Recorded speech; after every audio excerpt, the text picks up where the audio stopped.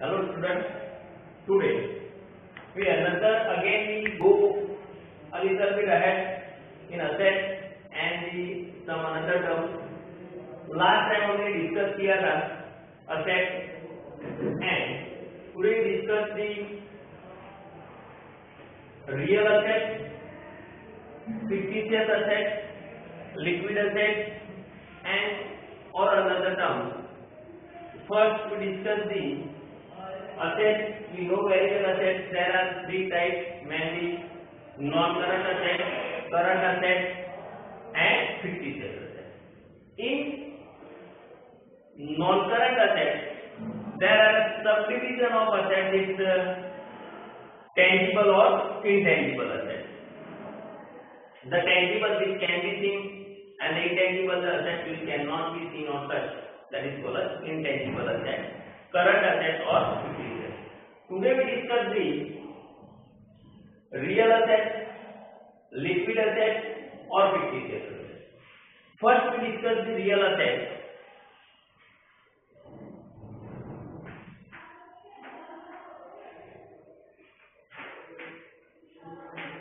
Real assets means simple word से पता चलता है. Real means actual, the asset has a physical existence, that's called as real. Real में कोई asset है जिसकी realizable value है, it is called as real asset. Normal है, बहुत ही simple term से और ज्यादा उसमें एक्सप्लेन नहीं करो तो भी समझ में आ जाएगा. और ऐसे भी देखने जाओ तो बहुत कुछ लिखने में बहुत एग्जाम्पल हम ले सकते हैं, जैसे बोर्ड है या चेयर है या हर एक चीज है, वो सब रियल असेट. तो रियल असेट के बाद में लिक्विड असेट बहुत ही सिंपल है बट नॉलेज में रहे इसलिए. Liquid asset is the sub category of current asset. Liquid asset is the sub category of current asset का एक पार्ट है.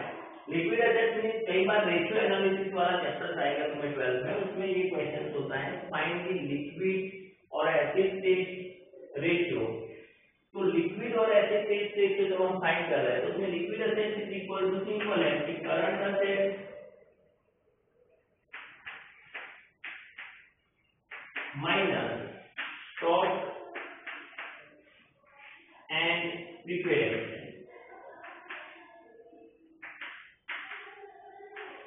क्योंकि स्टॉक और प्रीपेड एक्सपेंस ऐसे हैं कि जो उसे हम फास्ट कैश में कन्वर्ट नहीं कर सकते. एक्सपेंस पेमेंट कर दिया वो कैश में कन्वर्ट नहीं होगा. और बिजनेस का जो स्टॉक है, स्टॉक ऐसे देखो तो कितना हो रहा है कैश में कन्वर्ट क्यों नहीं होगा? क्योंकि हमारे पास जो स्टॉक है, कस्टमर आ रहा है उसे हम पैसे देके जिसको स्टॉक ले रहा है, ओके, वो 100% परफेक्ट है कि कैश में कन्वर्ट हो रहा है. एक्चुअली सबसे fast stock is day to day convert हो रहा है. बट फॉर बिजनेस और बिजनेस को रनिंग करने के लिए हमें नया स्टॉक परचेज करना पड़ता है. तो वो पैसे हम कैश में कन्वर्ट नहीं कर रहे हैं बट उसे वापस स्टॉक में ही कन्वर्ट कर रहे हैं. तो स्टॉक है बिजनेस की, वो एक ऐसी चीज है कि और एक प्रीपेड एक्सपेंस है जिसको हम फास्ट कैश में कन्वर्ट नहीं कर रहे हैं. तो करंट असेट्स माइनस स्टॉक और प्रीपेड एक्सपेंस. स्टॉक और प्रीपेड एक्सपेंस माइनस कर लो, स्टॉक एंड प्रीपेड एक्सपेंस को माइनस कर देंगे तो इट बिकम लिक्विड एसेट. वो हमारे लिए क्या हो गया? लिक्विड एसेट है. तो liquid asset is equal to current asset minus stock and prepaid expense. हमने पूरा लिस्ट प्रिपेयर किया हुआ है.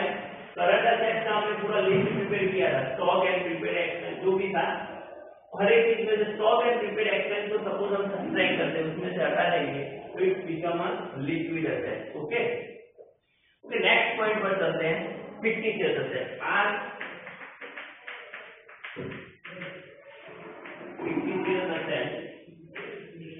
फिक्टिशियस एसेट हमने डिस्कस कर दिया है. ये बात देखना, ये फिक्टिशियस एसेट हमारा जो थर्ड पॉइंट था कि नेक्स्ट अ रियल एसेट, वो रियल एसेट नहीं है बट इट्स एक्सपेंस, एक एक्सपेंस है और इसका बेनिफिट हमें लॉन्ग टाइम के लिए मिल रहा है. तो we get the benefit more than 12 month. The expense is made और we get the benefit more than 12 month. ऐसा एक्सपेंस है जिसका बेनिफिट हमें 12 मंथ से ज्यादा टाइम के लिए मिल रहा है. एग्जाम्पल में मैंने लिखवाए हैं, फिर भी एक बार डिस्कस कर लेते हो कि प्रिलिमिनरी एक्सपेंस है, एस्टैब्लिश है, डेवलपमेंट एंड रिसर्च एक्सपेंस है, नेक्स्ट एडवर्टाइजमेंट कैंपेन एक्सपेंस है, profit and loss, debit balance है, all are consider as a fictitious asset. तो ये सब एक्सपेंस ऐसे हैं जो हम पेमेंट कर देते हैं, उसका बेनिफिट हमें लॉन्ग टाइम मिल रहा है, that's why it's a fictitious asset. और एक अनदर टर्म होगा, दोनों सेम है, deferred revenue expense, deferred revenue expense. तो fictitious assets and deferred revenue expense both are similar, दोनों सेम है, deferred revenue expense हो या फिर fictitious assets both are same। तो assets वाला टॉपिक हमारा टोटल ओवरऑल क्लियर हो रहा है यहाँ पे। Means past means again repeat कर रहा हूँ, non current assets, non current में tangible intangible assets, then current assets में भी द पास्ट का सब डिवीजन हो सकता है, liquid assets, then real assets और फिक्टिशियस असेट्स। तो टोटल असेट्स के पॉइंट ज्यादा है, तो मैं टेक्स्ट बुक में देखना पेज नंबर 13-14 अप्रोक्सीमेटली असेट्स से रिलेटेड ही सभी पॉइंट्स हैं, तो उसे अच्छे से रीड करना। कोई भी डाउट हो तो मैं आगे नंबर दिया था, उसी नंबर पर तुम्हें मैंने कॉल कर सकते हो। कोई भी डाउट, कोई भी क्वेरी हो तो आप कॉल कर सकते हो। ओके, नेक्स्ट पॉइंट पर चलते हैं। तो that's the revenue. Next point है हमारा रेवेन्यू। रेवेन्यू यानी सिंपल चीज है, मैं सिंपल लैंग्वेज में तुम्हें समझा दूं तो revenue that means income. Revenue यानी कि पैसे आना। The cash comes in that is called a revenue, चाहे वो करंट ईयर की हो सकती है, प्रीवियस ईयर की हो सकती है, किसी भी ईयर की हो, but when cash comes in, cash हमारे पास आ रही है और becomes receivable, that is called a revenue. Revenue means क्या है हमारे लिए? तो रेवेन्यू मीन्स इनकम है, और रिसीप्ट, रेवेन्यू रिसीप्ट क्या है वो अच्छे से समझ लेते हैं और पेमेंट के बाद में डिस्कस करते हैं।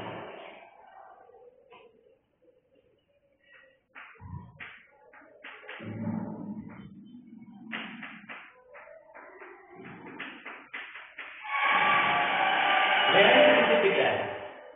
तो बहुत ही सिंपल है। रेवेन्यू का मतलब हमें समझना है कि रेवेन्यू मीन्स क्या है। तो revenue receipt, revenue that means income है, रेवेन्यू दैट मीन्स इनकम।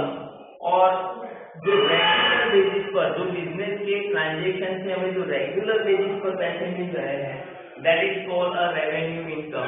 और रेवेन्यू रिसीप्ट, पैसे मिलना, रिसीप्ट कैसे अच्छे से पता है कि कुछ तुम्हें मिल रहा है, दैट इज कॉल्ड रिसीप्ट। और पेमेंट यानी हम किसी को कुछ दे रहे हैं, यानी कि यहाँ पे पैसों की बात हो रही है, किसी को हम पैसे दे रहे हैं या किसी से तुम्हें पैसे मिल रहे हैं।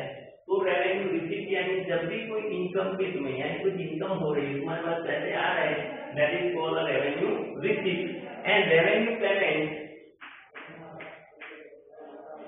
रेवेन्यू पेमेंट एक सिंगल टर्म भी है इसमें, मीन्स एक सिंगल टर्म टेक्स्ट बुक में मीन्स देखो तो पता चलेगा कि means revenue receipt, revenue payment. पहले रेवेन्यू रिसीप्ट है तो अभी कैपिटल रिसीप्ट भी देख लेते हैं। कैपिटल रिसीप्ट क्या है ये दोनों, देन रेवेन्यू और कैपिटल एक्सपेंडिचर, कैपिटल एक्सपेंडिचर, ये दोनों टर्म अच्छे से समझ लेते हैं। उसके लिए रिसीप्ट और पेमेंट वर्ड समझना है। रिसीप्ट मैंने ऐसे एक्चुअली बोल दिया तुम्हें, और पेमेंट वर्ड भी समझना है। रिसीप्ट दैट मींस, रिसीप्ट यानी the amount recovered from the business transaction, that is called a receipt. पैसे मिल रहे तो वो रिसीप्ट है, और किसी को पे कर रहे तो that is called a payment. बहुत ही सिंपल है। रेवेन्यू रिसीप्ट हमने डिस्कस किया। कैपिटल रिसीप्ट क्या है? तो capital receipt that's a receipt not on regular basis, जो रेगुलर बेसिस पर नहीं मिल रही है, एंड दी रिसीप्ट रिसीव्ड और वन टाइम और a long interval, that is called a capital receipt. Capital receipt normally business के ट्रांजैक्शन में से नहीं, बट किसी असेट को सेल करने से या ऐसे भी ट्रांजैक्शन है, सपोज कि तुमने पूरा फर्नीचर सेल किया, बिल्डिंग सेल किया, तो ये असेट सेल करने से हमें कैपिटल रिसीप्ट का यानी कैपिटल रिसीप्ट हो रही है। तो रेवेन्यू और कैपिटल में डिफरेंस क्या है? तो बिजनेस के नॉर्मल ट्रांजैक्शन में जो इनकम हो रही है, रूटीन ट्रांजैक्शन से जो इनकम हो रही है, that is called a revenue receipt. और यहाँ पे कैपिटल यानी कि किसी असेट को सेल करने से या लायबिलिटी क्रिएट करके जो पैसे मिल रहे हैं, that is a capital receipt. और कैपिटल है वो रेगुलर बेसिस पर नहीं होता है, जो रेगुलर बेसिस पर नहीं है तो वो मीन्स लॉन्ग इंटरवल, यानी कि मीन्स लॉन्ग इंटरवल में किसी असेट को परचेज और सेल करने से मिल रहा है, that is called a capital receipt. The same way revenue payment और रेवेन्यू एक्सपेंस, रेवेन्यू पेमेंट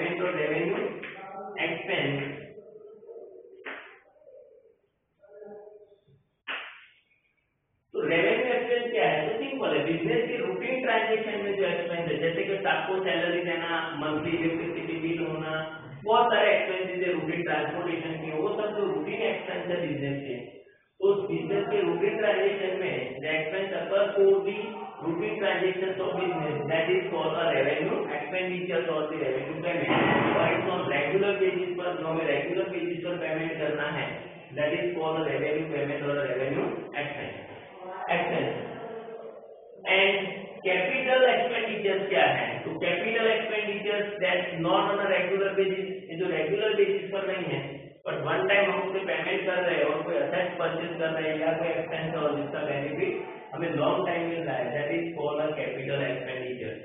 जैसे कि डिफर्ड रेवेन्यू में कई बार होते हैं रेवेन्यू एक्सपेंस है वो कैपिटल एक्सपेंडिचर्स बन जाते हैं क्योंकि जिसका बेनिफिट हमें लॉन्ग टाइम मिल रहा है, तो दैट्स अ कैपिटल एक्सपेंडिचर और कैपिटल पेमेंट और कैपिटल एक्सपेंडिचर है। अब यहाँ पे मीन रिसिप्ट और पेमेंट है, तो रिसिप्ट मीन कैपिटल रिसिप्ट और रेवेन्यू रिसिप्ट डिस्कस कर लिया है, एक्सपेंस में कैपिटल एक्सपेंस और रेवेन्यू एक्सपेंस भी हमने डिस्कस कर लिया है। तो नेक्स्ट पॉइंट है हमारा डिफर्ड रेवेन्यू एक्सपेंस, जो मैंने आगे भी मेंशन किया है। Deferred revenue expense,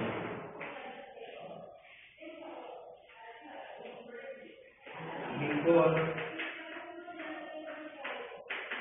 revenue expense, तो डिफर्ड रेवेन्यू एक्सपेंस ऐसे एक्सपेंस है तो वन टाइम हम कर रहे हैं और उसका बेनिफिट हमें लॉन्ग टाइम मिल रहा है, it's also known as a fictitious asset. Text को भी मेंशन किया है कि the same term as a fictitious asset और डिफर्ड रेवेन्यू एक्सपेंस, दोनों सेम है और आगे हमने डिस्कस कर लिया है, तो अब इतना ज्यादा डिस्कस नहीं करना है, डिफर्ड और फिक्टिशियस दोनों सेम। नेक्स्ट पॉइंट हम देखेंगे तो रेवेन्यू क्या है, रिसिप्ट और रेवेन्यू में डिफरेंस, रिसिप्ट और रेवेन्यू में थोड़ा सा डिफरेंस है। अब रेवेन्यू को भी समझ लेते हैं, रेवेन्यू एंड एक्सपेंस ये दोनों इंपॉर्टेंट पॉइंट है, समझ लेना। रेवेन्यू एक्सपेंस डिटेल्स हमने डिस्कस किया, but revenue and expense, expense and revenue क्या है?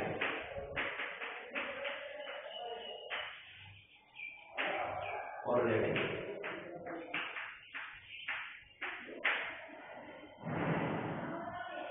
तो एक्सपेंस किसे कंसीडर करना है, एक्सपेंडिचर किसे कंसीडर करना है, दोनों तो सेम है, सिमिलर लग रहा है, बट यहाँ पे expense in the form of accounting term, expense यानी कि the payment is made for the accounting year और the accounting period, it is known as expense.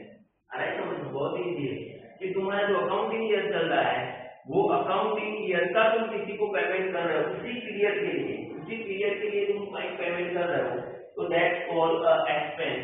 For example if A 12 monthly suppose कि मेरे 2000 rupees किसी जगह का rent है, rent of shop 2000 है, तो 12 मंथ का रेंट कितना होने वाला है 24,000, तो 24,000 रुपीज जो है वो मेरा एक्सपेंस है और टोटल जितना पेमेंट कर रहा हूँ नॉर्मली कैलकुलेशन के बिना वो एक्सपेंडिचर में कंसीडर करेंगे, बट अकाउंटिंग पीरियड है यानी कि जो हमारा 12 मंथ का जो अकाउंटिंग पीरियड है, 12 मंथ एनुअल ईयर, 12 मंथ का जो अकाउंटिंग पीरियड है और 12 मंथ के लिए कोई एक्सपेंस हमने पेमेंट किया हो यानी कि कोई पेमेंट है हमारा, this payment is known as expense for the accounting, वो हमारे लिए एक्सपेंस है। सेम वे उसी 12 मंथ में कोई इनकम हो रही है, income for the accounting year, income of the accounting year, accounting year यानी कि अकाउंटिंग पीरियड, तो उसी पीरियड यानी उसी 12 मंथ के लिए कोई इनकम मिल रही है तो it is known as revenue, वो हमारी रेवेन्यू है। तो रेवेन्यू और रिसिप्ट में डिफरेंट है, किसी भी टाइमिंग पीरियड के पैसे मिल रहे तो रिसिप्ट है, पैसे मिलना चाहिए रिसिप्ट है और उसमें तुम रेवेन्यू रिसिप्ट और कैपिटल एक्सपेंस, पर सिर्फ रेवेन्यू किसे कंसीडर करना है तो 12 मंथ की इनकम हो, जो अकाउंटिंग पीरियड के 12 मंथ है उसी 12 मंथ की कोई इनकम मिल रही है तो that is called a revenue, और 12 मंथ का कोई एक्सपेंस पेमेंट किया है तो it is known as a expenditure. तो क्लियर है इतना? ओके, और आगे हम देखेंगे तो आगे के जो टर्म्स हैं हमारे तो बहुत ही सिंपल है, इतना टफ है नहीं, मैक्सिमम टर्म्स हम ट्राई करेंगे कि कवर हो जाए। नेक्स्ट पॉइंट है profit and loss. Next term क्या है तो प्रॉफिट एंड लॉस, दोनों टर्म्स हैं, सेपरेट सेपरेट टर्म्स है। प्रॉफिट और ये लॉस, दो टर्म्स हम ले रहे हैं सिनोनिम्स और ऑपोजिट जैसे, ये ऑपोजिट है प्रॉफिट और लॉस। प्रॉफिट का मीनिंग क्या है कि बेनिफिट। तो नॉर्मली प्रॉफिट की ट्रांजेक्शन में डिफरेंट टाइप के प्रॉफिट हो सकते हैं। एक तो रेवेन्यू प्रॉफिट है, कैसे मिलता है प्रॉफिट? तो सिंपल कि तुम बिजनेस कर रहे हो तो बिजनेस में से किसी प्रोडक्ट को हमने परचेज किया और उसी प्रोडक्ट को प्रॉफिट ऐड करके उसे किसी और को सेल कर दिया। फॉर एग्जाम्पल हमने ऐसे इजी क्लियर हो हमारा कि लाइक 100 रुपीज में मैंने किसी प्रोडक्ट को परचेज किया, अब वो इन में 10 रुपीज का एक्सचेंज हुआ, यानी मेरी कॉस्ट प्राइस बन गई, मेरी कॉस्ट कितनी हुई 110, और समझ लो कि मैं उसे 140 में सेल कर रहा हूँ, तो डिफरेंस 30 रुपीज जो है वो मेरे लिए क्या हुआ? प्रॉफिट। तो 110 रुपीज की कॉस्ट प्राइस की कोई आइटम में 140 में सेल कर रहा हूँ, तो जो डिफरेंस है दैट इज द मार्जिन दोनों के बीच में जो आ रहा है, यानी वो मेरा प्रॉफिट है। तो प्रॉफिट समझना बहुत ही सिंपल है, ये बिजनेस के ट्रांजेक्शन से हुआ है। और प्रॉफिट कैसे हो सकता है? तो और एक प्रॉफिट हो सकता है कि किसी असेट को सेल करने से, तो दैट्स द कैपिटल प्रॉफिट है। ये रेवेन्यू प्रॉफिट में इतना ज्यादा आई थिंक बुक में नहीं मेंशन किया है, बट समझ लेना कि दैट्स द रेवेन्यू प्रॉफिट है जो बिजनेस के प्रोडक्ट को हम सेल कर रहे हैं, बिजनेस की प्रोडक्ट को हम सेल कर रहे हैं और जो पैसे मिल रहे हैं वो मीन्स कैसा प्रॉफिट है? रेवेन्यू प्रॉफिट आ रहा है। बट समझ लो कि किसी असेट को सेल करेंगे, किसी असेट को सेल कर रहे हैं और असेट को सेल करने से हमें जो प्रॉफिट मिल रहा है तो वो मीन्स हमारा कैसा प्रॉफिट होने वाला है? कैपिटल प्रॉफिट होगा, वो हमारा कैपिटल बेनिफिट है और कैपिटल प्रॉफिट में उसे कंसीडर करेंगे। इससे मीन्स आगे बहुत रूल्स है कि कैपिटल प्रॉफिट को कहाँ पे ट्रांसफर करना है, कैपिटल रिजर्व में ले जाना है या कहाँ पे ट्रांसफर करना है, बट एटलीस्ट तुम्हें नॉलेज होना चाहिए कि प्रॉफिट दो टाइप के हैं, एक रेवेन्यू प्रॉफिट है और एक कैपिटल प्रॉफिट है। तो कैपिटल प्रॉफिट का ट्रीटमेंट कुछ अलग होने वाला है, रेवेन्यू प्रॉफिट को कुछ हम अलग से रिकॉर्ड करेंगे। ये जो माइनर पॉइंट है वो आगे जाके कई बार बहुत ही डीपली इंपॉर्टेंट टॉपिक बन जाते हैं और मोस्ट इंपॉर्टेंट टॉपिक बन जाते हैं। तो रेवेन्यू प्रॉफिट और ये capital. The same way two type के लॉस, और एक मीन प्रॉफिट हम समझ सकते हो कि मीन्स लाइक गैम्बलिंग में तुम्हें कुछ पैसे मिल गए हैं या लाइक तुम्हें कुछ रास्ते से मिल गया है, तो ये तुम्हें सब बेनिफिट, ये सब तुम्हारे प्रॉफिट है। तो लॉस क्या हो सकता है? तो लॉस भी सेम है। बिजनेस के ट्रांजेक्शन में मैंने यहाँ पे जो एग्जांपल लिया उसको थोड़ा सा चेंज कर दूं कि भाई ये 100 रुपीज में ही प्रोडक्ट सेल हुई तो 10 रुपीज का प्रॉफिट नहीं, बट 10 रुपीज का मीन क्या हो गया? लॉस। क्यों? कि 100 रुपीज 110 रुपीज उसकी कॉस्ट प्राइस थी, एक प्रोडक्ट थी जिसकी कॉस्ट प्राइस 110 है, बट लाइक उसको डैमेज हुआ है एक्सेट्रा कुछ भी है, उसकी वजह से हमने उसे 100 रुपीज में ही सेल किया है। तो ये दोनों के बीच में यानी कि cost price and sale price, difference between the cost and sale price is known as the loss. ये दोनों के बीच में जो डिफरेंस है वो हमारे लिए क्या है? लॉस है। क्लियर है? ओके, तो रेवेन्यू लॉस की बात करते हैं तो रेवेन्यू के बिजनेस ट्रांजेक्शन में the loss occur in business transaction और due to the business transaction that is called a revenue loss. वो हमारे लिए कैसा लॉस है? रेवेन्यू लॉस है। समझना अच्छे से, रेवेन्यू लॉस। कैपिटल लॉस क्या हो सकता है? तो जैसे कैपिटल प्रॉफिट है, when we sold any asset at a lower rate, जब भी किसी एसेट को हम कम रेट में सेल कर रहे हैं तो that is called a capital loss. तो हमारे लिए क्या हुआ? Capital loss. और भी मींस अदर लॉसेस में किसे कंसीडर करेंगे? तो loss by fire, loss by theft, loss by damage, ये सब जो लॉस है वो भी अदर लॉस है। जैसे कि रास्ते में कुछ गिर गया या चोरी होना या आग लग जाना, that is called loss by fire. इसका लॉस बाय थेफ्ट, चोरी होना, लॉस बाय रेन, बारिश में ज्यादा बारिश होने की वजह से गोदाम या कहीं पे भी हमने बहुत बार देखा है कि पूरा जो स्टॉक है वो बिगड़ जाता है। तो ये सब लॉस है, लॉस बाय रेन हो सकता है। तो ये जो लॉस है वो लॉस भी हमारे लिए यानी कि उससे भी हम लॉस में ही कंसीडर करेंगे। It's also consider as a loss. तो revenue loss, capital loss and the some other कुछ गॉन बाय अदर वे में टॉपिक आने वाला है, आगे हम डिस्कस करेंगे। बट इससे लॉस बाय अदर वे यानी कि ये एक्स्ट्रा वो भी लॉस है, गुम हो जाना, चोरी होना, आग लग जाना, बारिश में गाल हो जाना, ये सब भी हमारे लॉसेस। ओके, और आगे हम देखेंगे तो गेन सिमिलर टू प्रॉफिट। एक गेन मींस आगे दिया है बुक में, but gain is similar to profit. ज्यादा डिस्कस गेन में नहीं करेंगे, गेन या प्रॉफिट दोनों सिमिलर वर्ड है। अब जो इम्पोर्टेंट टॉपिक है वो अच्छे से तुम कर रहे हो डेली एक्टिविटीज में, तुम्हारी डेली एक्टिविटीज में तुम भी बहुत बार कर रहे हो।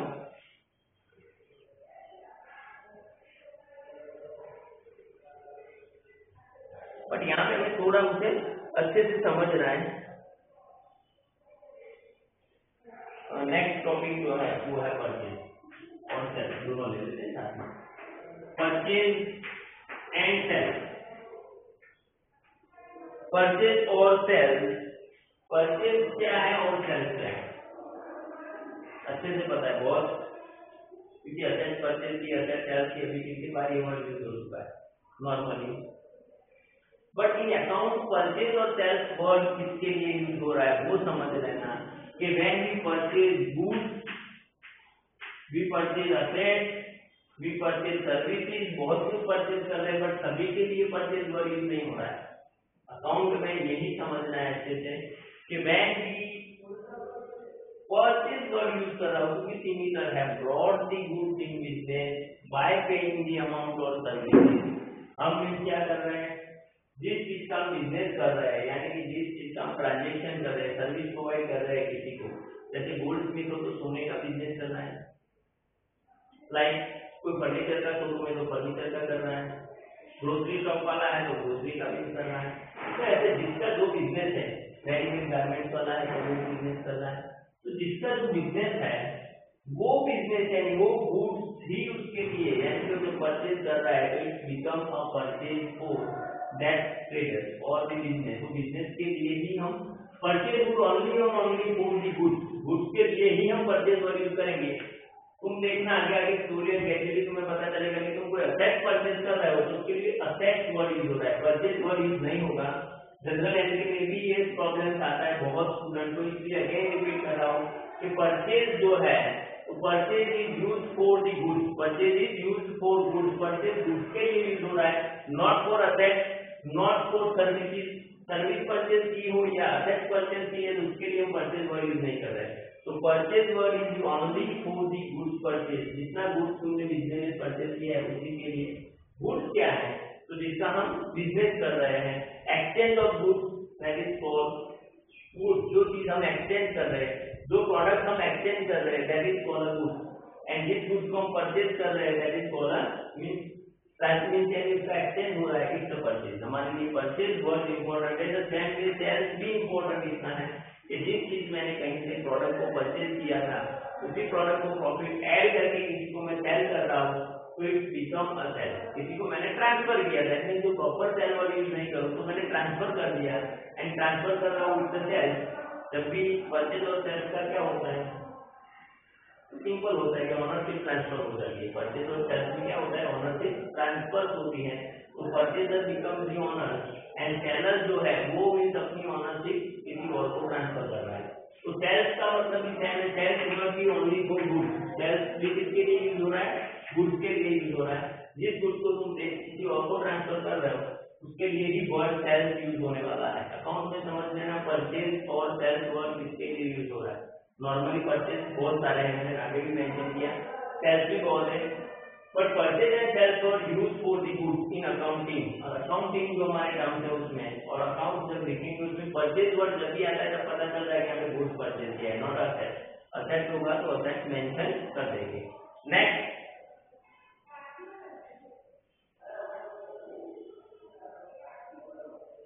नेक्स्ट पॉइंट वाउचर डिस्कस कर लेते हैं। वाउचर क्या है, थोड़ा डिफरेंट जो सिंपल टर्म्स है वो ले लेते हैं, कनेक्टेड टर्म्स सब लेंगे। वाउचर, तो वाउचर क्या है, वाउचर यानी कि एविडेंस है, तुमने जो ट्रांजेक्शन किया है वो ट्रांजेक्शन का एविडेंस है। वाउचर बहुत टाइप के वाउचर है, हम आगे इन चैप्टर्स में आने वाले टाइप्स ऑफ वाउचर्स वहां पे और ज्यादा डिटेल में डिस्कस करेंगे। वाउचर के डिस्कस हम वहां पे करेंगे, बट वाउचर क्या है, तो वाउचर ये तुम्हें पता है कि बिल होता है, हमें जो बिल मिल रहा है उसके अकॉर्डिंग, लाइक तुमने मोबाइल परचेज किया तो मोबाइल में बिल हम परचेज कर रहे हैं, हमारे देखना है कि बिल स्टोरी का, तो बिल हमारे या किसी ऑनर्स के नाम से जो बिल है वो बिल के अकॉर्डिंग यानी वो वाउचर है हमारे लिए। बहुत सारे वाउचर्स है डिफरेंट उसका डिस्कस करेंगे, but it's a written document है and it considers as a evidence of a transaction का वो एक एविडेंस है, it's known as a voucher. Voucher और कुछ भी नहीं है, सिंपली एक रिटर्न फॉर्म में, यानी कि दोनों पार्टी के बीच में एक एग्रीमेंट बन रहा है कि किसी ने परचेज किया, किसी ने सेल किया या क्या है वो ट्रांजेक्शन का रिटर्न एविडेंस हम बोल सकते हैं, it is known as a voucher. और एक या दो पॉइंट्स इंपॉर्टेंट है, सॉल्वेंट एंड इनसॉल्वेंट, वो डिस्कस कर लेते हैं, फिर आगे के टर्म्स बाद में देखेंगे। सॉल्वेंट एंड इनसॉल्वेंट,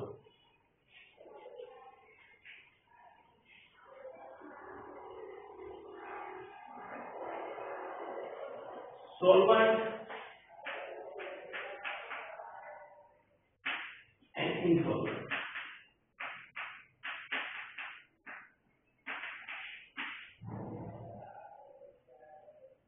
अब मैं समझ लो कि सॉल्वेंट क्या है और इनसॉल्वेंट वर्ड क्या है।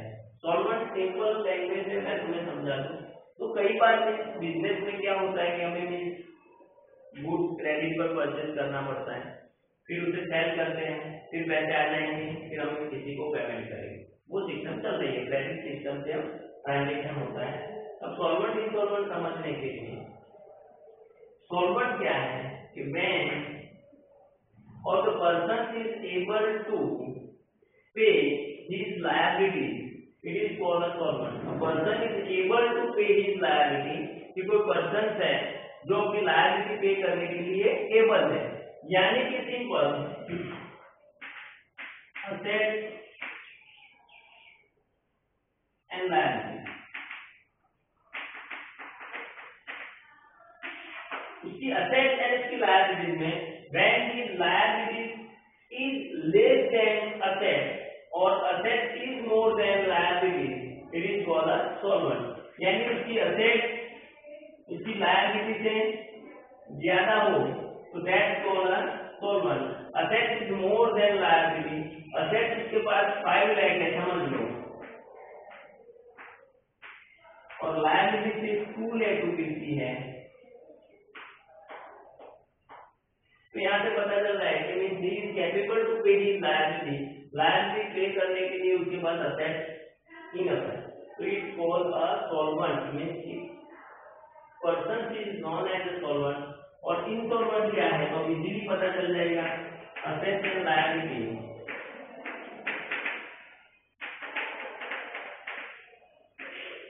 असेट एंड लायबिलिटीज में when the liability is more than asset, liability is more than asset, यहाँ पे लायबिलिटी 5 लाख 7 लाख हो गई है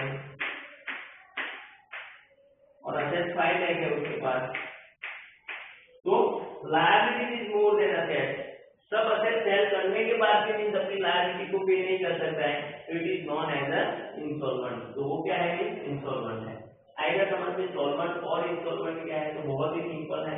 the person is able to pay his liability or the liability is less than asset or asset is more than liability, asset is more than asset ज्यादा है, asset is more than liability is known as a solvent। opposite है, liability is more than asset or asset is less than liability, that is called an insolvent। कि वो means payment नहीं कर सकता है, able नहीं है। ओके, आज मींस हम यहीं पे हमारा सेशन कंप्लीट करेंगे और जो मींस टर्म्स है वो हम आगे और डिस्कस करेंगे, क्योंकि रीडिंग भी तुम्हारा होना चाहिए। टर्म्स बहुत इंपॉर्टेंट है, बहुत लोग टर्म्स को इंपॉर्टेंट नहीं दे रहे हैं, बट बहुत ज्यादा प्रॉब्लम्स होती है, तो टर्म्स को ज्यादा इंपॉर्टेंस देंगे, टर्म्स अच्छे से लर्न करनी है। तो आज यहीं पे हम हमारा सेशन कंप्लीट कर रहे हैं। Thank you very much.